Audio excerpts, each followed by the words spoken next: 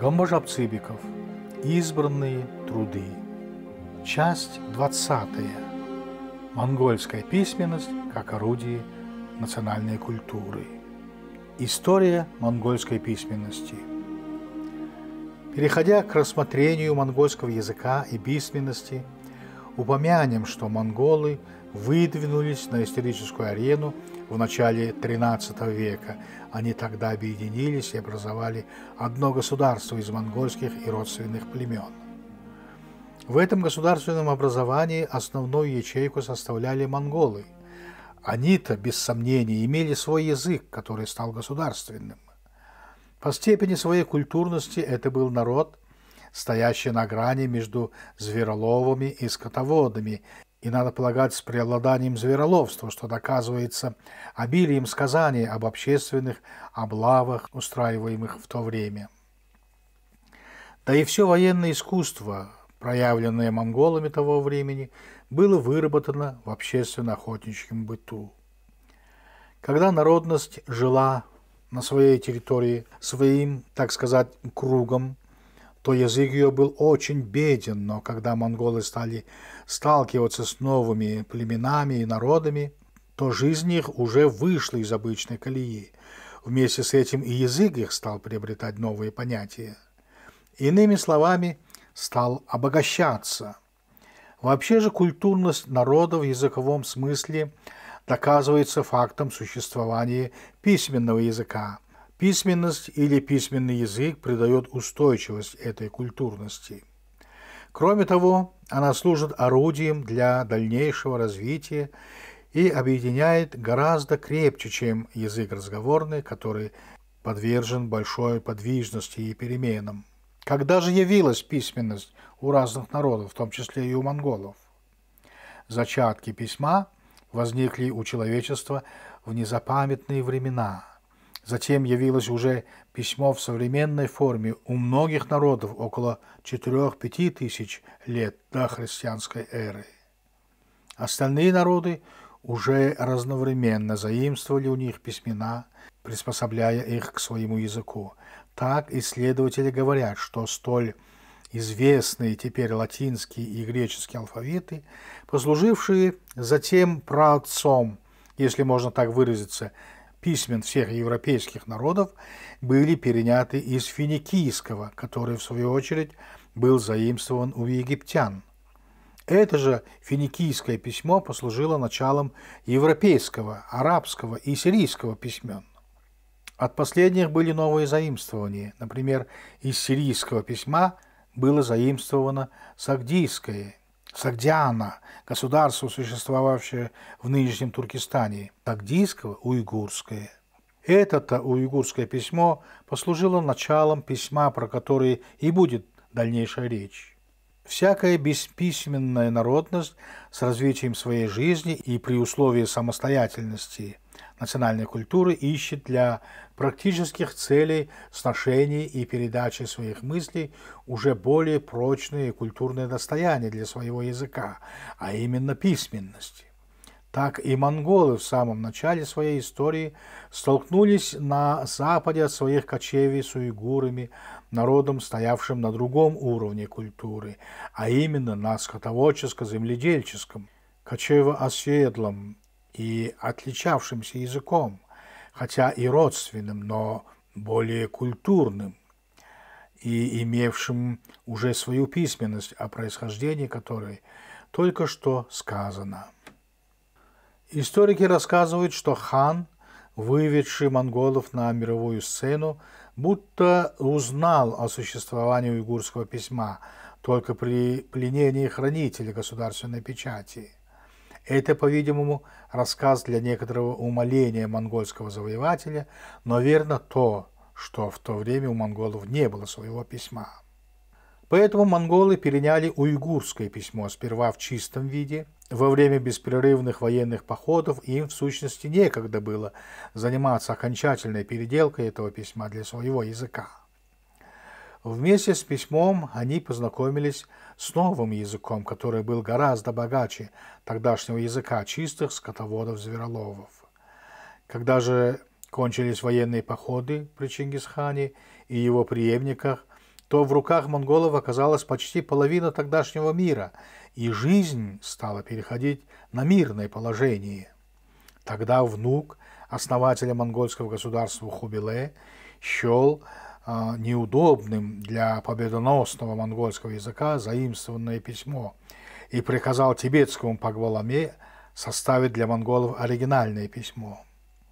Этот тибетец составил так называемое квадратное письмо, введенное затем в употребление в канцеляриях для официальной переписки. Это письмо продержалось до смерти хана Хубилая, затем постепенно исчезло и теперь уже забыто народом. Смерть долго царствовавшего Хубилая как бы избавила монгольский народ от квадратного письма, которое уже начало проводить к ним китайскую культуру, как письмо, очень приспособленное для транскрипции китайских слов. Монголы снова возвратились к уйгурскому письму, вытесненному в канцеляриях, но оставшемуся у народа вместе с новыми понятиями чужой культуры. Теперь монголы могли остаться при культурных заимствованиях от родственного по крови и быту уйгурского народа, в том числе и письменности. Но когда язык и культурные потребности монголов стали развиваться, тогда почувствовалась недостаточность уйгурского письма для монгольского языка, и тибетскому ламе Чойджи Одзеру в 1310-х годах пришлось произвести реформу в уйгурском письме согласно требованиям монгольского языка. Так появилось монгольское письмо, полученное путем переделки заимствованного уйгурского письма. До этого времени монголы пользовались собственно уйгурским письмом.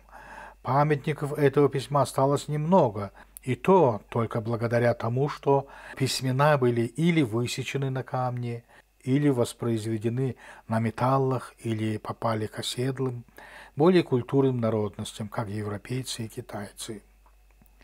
Условия кочевой жизни, конечно, не благоприятствовали ни распространению, ни сохранению письменности. Памятники периода уйгурского письма для монгольского языка следующие.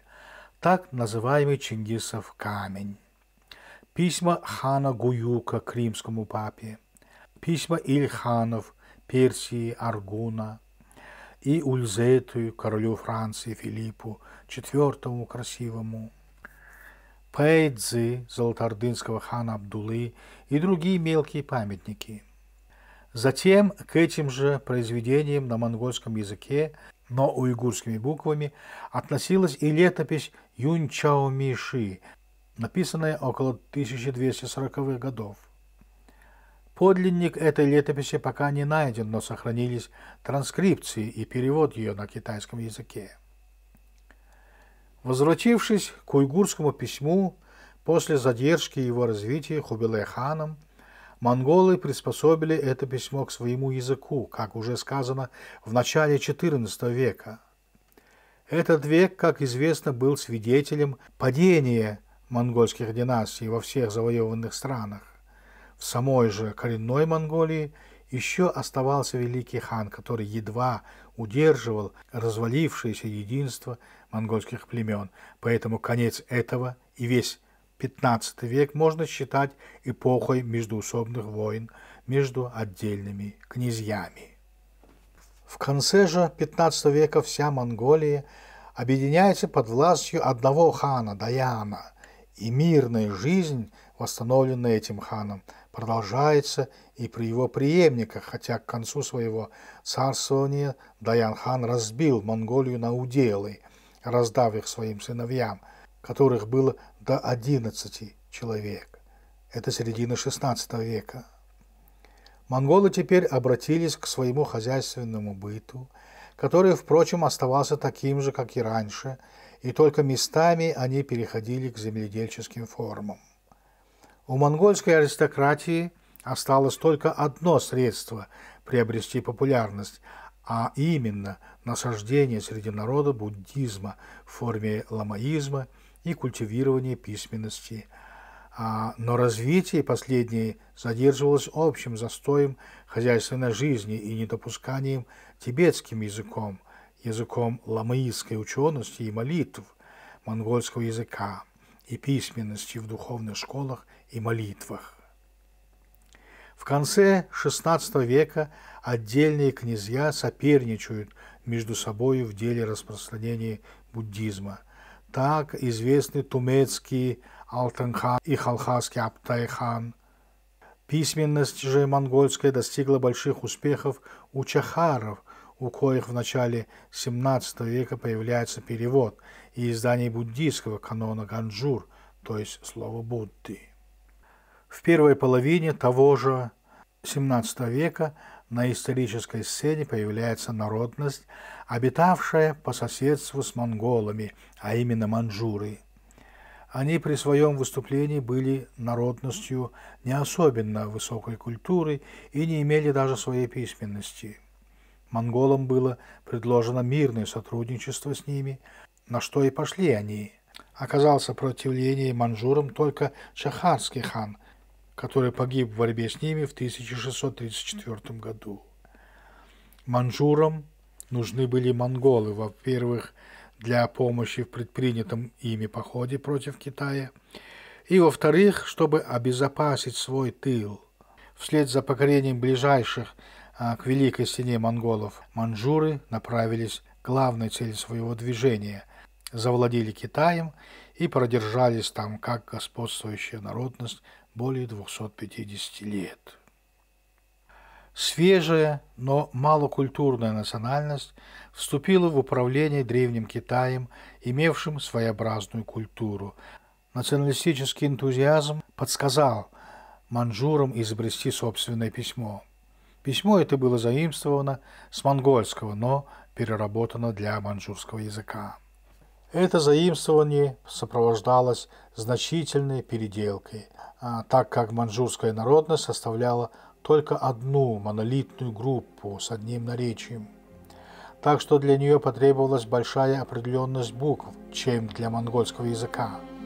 У последних родственные звуки передавались одинаковыми буквами вследствие существования многих наречий среди отдельных племен, поселившихся в разных углах их обширной территории. Такая разбросанность монголов в связи с их скотоводческо-кочевым хозяйством служила одним из важнейших тормозов в движении их культуры вообще. Пока у монголов преобладает скотоводческо-кочевое хозяйство, приобщение к культуре передовых народов будет встречать постоянные препятствия.